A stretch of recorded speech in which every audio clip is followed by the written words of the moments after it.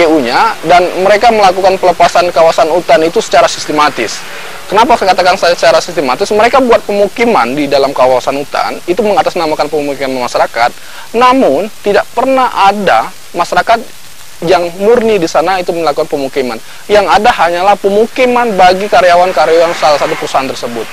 Itu menjadi masalah di Bengkulu. Nah, yang kita lihat sekarang, pertama, pemerintah daerah, khususnya kabupaten, itu mengobral-obral terhadap kawasan-kawasan yang sangat genting diselamatkan. Yang kedua, pemerintah provinsi itu tidak punya gigi untuk melakukan penindakan terhadap kesalahan-kesalahan yang terjadi di pemerintahan kabupaten.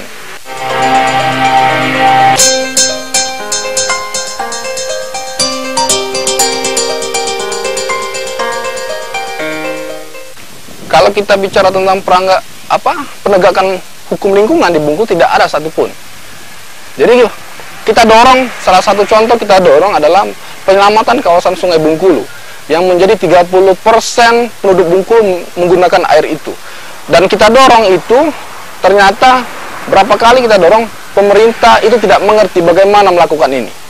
Sehingga ini kita katakan bahwa pemerintah tidak mampu melakukan secara berkesinambungan berdasarkan Undang-Undang 32 tentang pengelolaan lingkungan, itu tidak mereka jalankan dengan maksimal. Nah, ada penegakan hukum yang dilakukan, itu pihak kepolisian itu tidak mampu melakukan sedikit apapun untuk melakukan tindakan-tindakan terhadap orang-orang yang melakukan pengrusakan.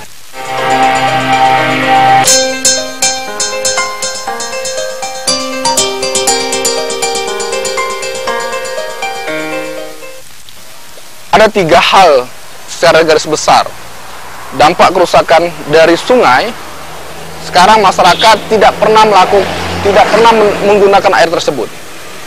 Nah, kalau kita lihat di sini berapa kerugian negara dan kerugian masyarakat akibat mereka tidak bisa menggunakan sumber air yang selama ini mereka gunakan. Dan kenapa ini tidak digunakan oleh masyarakat? Karena masyarakat setiap menggunakan air tersebut merasa gatal. Dan itu kalau setelah kita melakukan riset dengan teman-teman kemarin, ternyata itu ada zat-zat besi terkandung dalam sana, sehingga sangat berbahaya untuk dikonsumsi. Yang kedua, masyarakat Bengkulu tidak memiliki lahan untuk melakukan kehidupan lebih lanjut. Ketiga, masyarakat Bengkulu tidak dididik dalam melakukan penyelamatan lingkungan.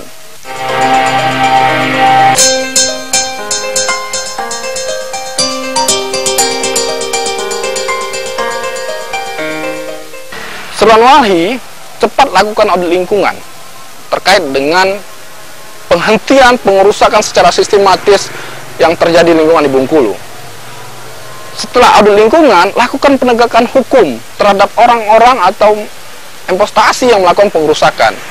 Ketiga, lakukan revisasi secara turun-menurun dilakukan oleh pemerintah terhadap masyarakat yang selama ini berdampingan dengan kawasan-kawasan genting yang ada di Provinsi Bengkulu. Direktur Pasca Sarjana Universitas Hazirin Bengkulu, Yanto Sufiyadi menyebutkan, kerusakan lingkungan di Bengkulu berdampak pada berkurangnya tanaman pangan. Selain itu, pencemaran air sungai akibat pertambangan batu bara juga semakin banyak.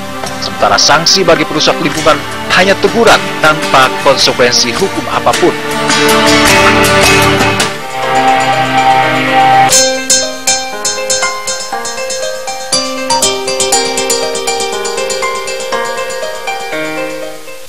Banyak sekali aktivitas pertambangan yang dilakukan di Provinsi Bengkulu, termasuk juga aktivitas perkebunan yang sudah begitu meluas gitu ya. Ini semua lantas berdampak kepada berkurangnya tanaman hutan gitu ya, dikelola menjadi daerah-daerah pertambangan dan daerah perkebunan. Tetapi sebetulnya itu tidak akan berdampak terlalu buruk sekiranya saja aparat birokrasi di daerah itu konsisten menegakkan aturan-aturan yang ada. Misalnya begini, pertambangan itu kan harus ada analisa dampak lingkungan dulu sebelum masuk. Begitu juga perkebunan, sebelum masuk, sebelum ada izin, harus ada persyaratan analisa mengenai dampak lingkungan itu, yang kita kenal dengan AMDAL itu. Nah, yang terjadi sebetulnya ketika hutan rusak, lingkungan rusak, itu karena aparat daerah tidak menegakkan, tidak mengawasi. Persyaratan untuk melakukan usaha pertambangan, perkebunan itu tidak dilakukan pengawasan yang baik. Nah, inilah kemudian pengusaha yang memang orientasinya mengejar laba, kemudian karena tidak ditagih pemenuhan kewajiban, mereka lalai memenuhi kewajiban itu. Nah, ini semakin pengusaha di daerah ini dengan keterbatasan aparat gitu ya, kemudian kompetisinya keterbatasan dalam arti luas gitu ya, itu menyebabkan praktek-praktek mengusahakan lingkungan itu berjalan hampir tanpa pengawasan. Pengawasan yang terjadi pernah dilakukan melalui teguran, sanksinya itu hanya seperti itu, teguran, kemudian tidak ada tindak lanjut yang membuat pengusaha itu termotivasi untuk menjaga lingkungan hidup di sekitarnya.